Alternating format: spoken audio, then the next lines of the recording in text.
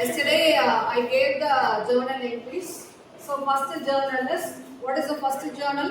Basu started the business with capital rupees 50,000. So in the journal entry, end account involved by cash account to Basu's capital account involved by. So in the journal entry, cash account debtor to Basu's capital account rupees 50,000. Next one, purchased furniture கொடுத்திருப்பாங்கன்னு நினைக்கிறேன். So அங்க என்ன ரெண்டு accounts involve ஆயிருக்கு அப்படினா furniture account to cash account. Business ஃபுல்லார furniture வருது, company விட்டு cash வந்து வெளியில போகுது. அப்ப என்ன ஜர்னல் என்ட்ரி அப்படினா ஃபர்னிச்சர் அக்கவுண்ட் டேட்டா 6000 டு கேஷ் அக்கவுண்ட் டேட்டா 6000.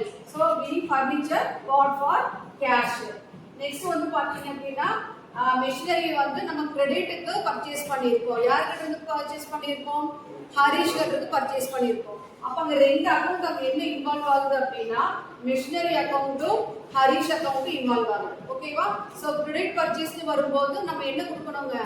நேமை வந்து நம்ம மென்ஷன் பண்ணணும். So we have mentioned the name.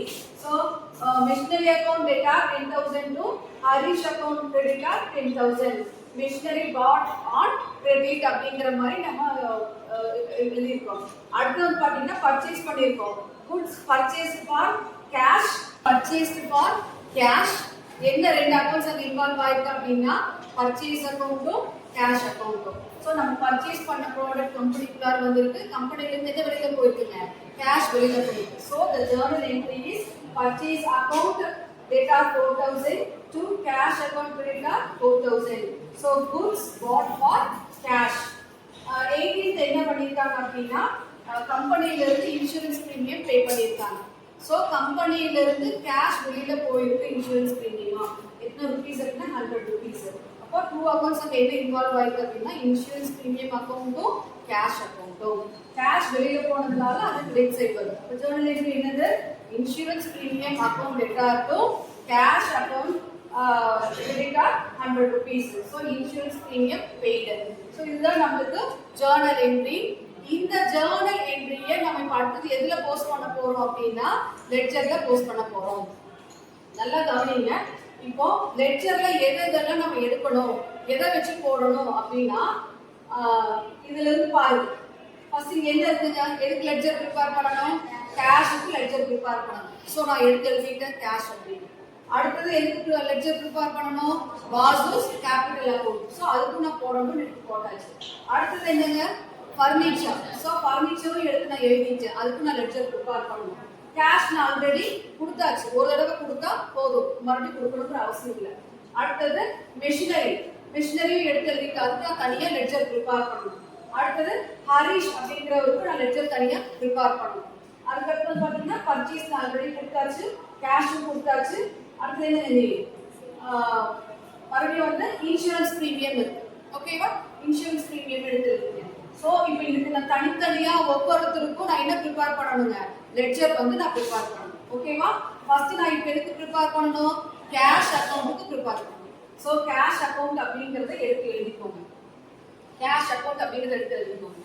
எழுதிட்டு இங்க எங்கெல்லாம் கேஷ் இருக்கு அப்படிங்கறது பாருங்க. ஓகேவா? எங்கெல்லாம் கேஷ் இருக்கு? இந்த ஃபர்ஸ்ட்ல கேஷ் இருக்கா? எஸ். சோ கேஷ் இப்ப க்ளோஸ் பண்ணிக்கோங்க. You close the cash. Remaining என்ன இருக்குங்க? வாசுஸ் கேபிட்டல் அக்கவுண்ட் இருக்கு. அது எந்த சைடு இருக்கு? கிரெடிட் சைடு இருக்கு. அப்ப நீங்க அங்க லெட்ஜர்ல எங்க எழுதணும்? டெபிட் சைடு எழுதணும். ஓகேவா? சோ வாசுஸ் கேபிட்டல் அக்கவுண்ட் அப்படிங்கறது இங்க டெபிட் சைடுல எடுத்து எழுதுங்க. அடுத்து பாருங்க, மறுபடியும் என்ன கேஷ் வந்திருக்கு? செகண்ட் என்ட்ரி கேஷ் இருக்கு. கேஷை க்ளோஸ் பண்ணிக்கோங்க. ஆப்போசிட் சைடுல என்ன இருக்கு? ஃபர்னிச்சர் இருக்கு. எந்த சைடுல இருக்கு? டெபிட் சைடுல இருக்கு. அப்ப அந்த ஃபர்னிச்சரை லெட்ஜர்ல எங்க எழுதுவீங்க? கிரெடிட் சைடுல எழுதுங்க. பை ஃபர்னிச்சர் அப்படின்னு கிரெடிட் சைடுல எடுத்துடுங்க. ஓகேவா? அடுத்தது வேற எங்க கேஷ் இருக்குன்னு பாருங்க. இங்க இருக்கு கேஷ். சோ கேஷை க்ளோஸ் பண்ணிக்கீங்க. ஆப்போசிட் சைடுல என்ன இருக்கு? பர்ச்சேஸ். பர்ச்சேஸ் எந்த சைடு இருக்கு? டெபிட் சைடு இருக்கு. சோ லெட்ஜர்ல அது எங்க எழுதுவீங்க? கிரெடிட் சைடுல எடுத்துடுங்க. ஓகேவா? சோ கிரெடிட் சைடுல எடுத்துடுங்க. அப்புறம் வேற எங்க கேஷ் இருக்கு? So close the cash. Opposite சைடுல என்ன இருக்கு? Insurance premium. Insurance premium debit side இருக்கு. அப்போ ஜர்னல்ல டெபிட் சைடு இருக்கிறத லெட்ஜர்ல எங்க கொண்டு கொடுப்பீங்க? கிரெடிட் ஐ மீன் கிரெடிட் சைடுல கொண்டு போடணும். ஓகேவா? சோ இன்சூரன்ஸ் பிரீமியம் ₹100 எடுத்து போட்டாச்சு.